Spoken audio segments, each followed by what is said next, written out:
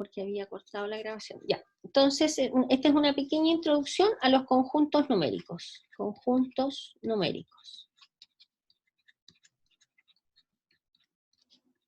Va a ir una guía aparte de esta materia, de todas maneras, pero la voy a subir durante esta semana. ¿Ya? El conjunto más grande de todos es el conjunto de los números complejos. ¿Ya? Pero nosotros no vamos a trabajar con números complejos, solamente contarles, por ejemplo, que dentro de los números complejos están todos los números de la forma A más BI, tal que el A y el B son números reales, y además se cumple que I es la unidad imaginaria, que es raíz de menos 1, y por lo tanto I al cuadrado es menos 1. Por ejemplo, un complejo que vive ahí es 3 más 2i. Esto que está acá es un número complejo. Esto les estoy contando nomás, porque números complejos no va a aparecer en ninguna parte de sus evaluaciones, ni nada de esto. Esto a lo mejor si aparece, va a aparecer en algún ramo por ahí de la carrera, de especialidad, digamos, más adelante, digamos, los ramos matemáticos. ¿Ok? Para contarles nomás la historia. Dentro de los números complejos están los números reales, así un conjunto súper grandote. Lo voy a hacer así a mano alzada nomás. Los números reales. Los números reales están compuestos por una parte, que son los números irracionales, y los números racionales. ¿Ya? Los números racionales son los números de la forma A partido por B, tal que A y B son números enteros, y el B es distinto de 0, porque no podemos dividir por 0. Los números enteros están acá adentro, que ustedes ya los conocen, son los números enteros negativos, el 0, y los números enteros positivos. Dentro de los números enteros tenemos, por ejemplo, un subconjunto que son los números naturales. ¿De acuerdo? ¿Quiénes viven en los números naturales? El 1, el 2, el 3, el 4, etc. ¿Ya? ¿Ok? Esos son los conjuntos numéricos. Entonces, por ejemplo, cuando nosotros vamos a ver algunas definiciones, por ejemplo, ¿qué cosa es un número par? ¿Qué cosa es un número par? X es un número, vamos a decir que es un número par, así si, solo si, existe un número n en los enteros, tal que el número x lo podemos escribir como 2 multiplicado por n. O sea, algo va a ser un número par cuando nosotros lo podemos expresar de la forma 2 por algo, donde este algo es un número entero. ¿Ya?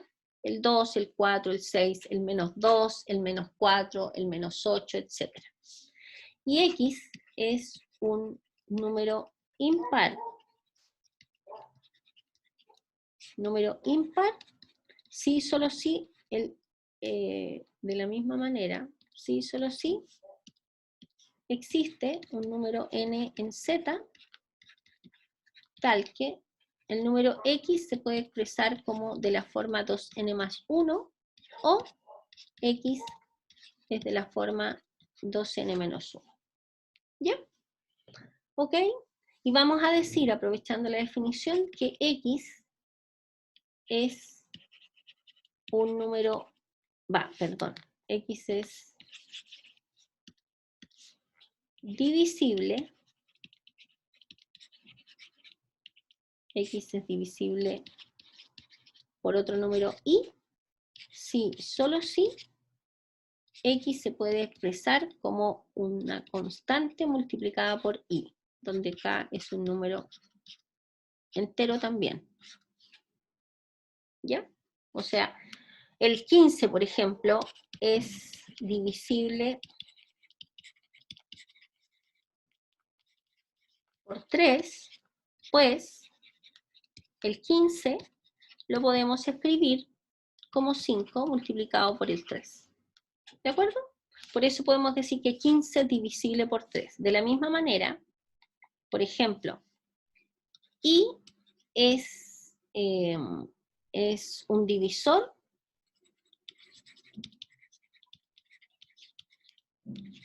de x, si, solo si, el x se puede escribir como un número entero por i.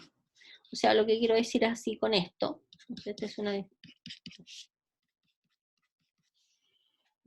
ser un divisor de significa esto, o lo que es lo mismo, x es un factor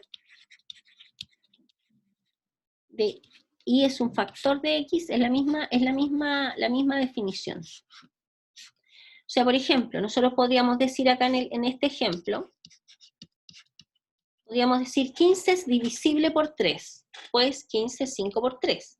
Y de la misma manera nosotros podemos decir que 3 es un divisor de 15. ¿Por qué? Porque 5 por 3 nos da 15.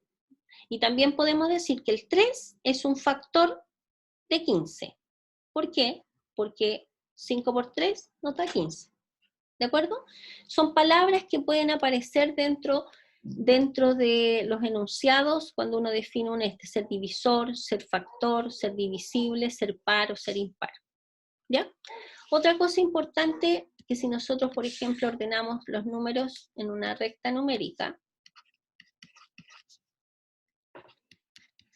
vamos a tener que, por ejemplo, siempre va a aparecer un número par y después viene un número impar. Después viene un número par en los números enteros, suponiendo que estamos pensando en Z. Un impar, un par, siempre vienen par, impar, par, impar.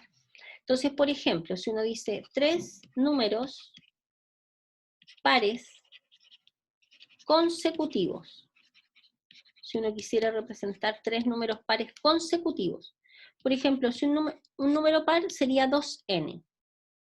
¿Cuál es el siguiente número a 2n? Número entero, el que le sigue el 2n. Sería 2n más 1. Después vamos a atacar lo que les pido. Después sería, ¿se fijan? Le sumamos 1. El siguiente sería 2n más 2. El siguiente, 2n más 3.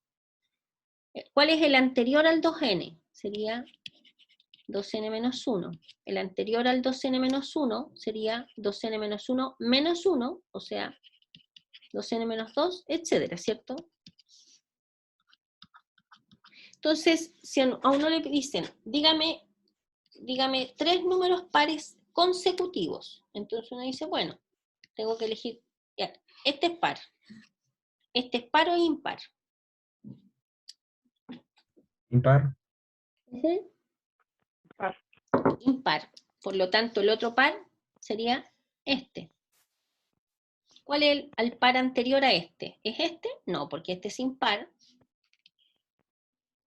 Este otro, ¿cierto? Entonces, estos serían 3 números pares consecutivos. ¿Cómo serían? Y con esto termino. 3 números impares, por ejemplo, consecutivos. ¿Cuáles serían? Tomados de acá mismo.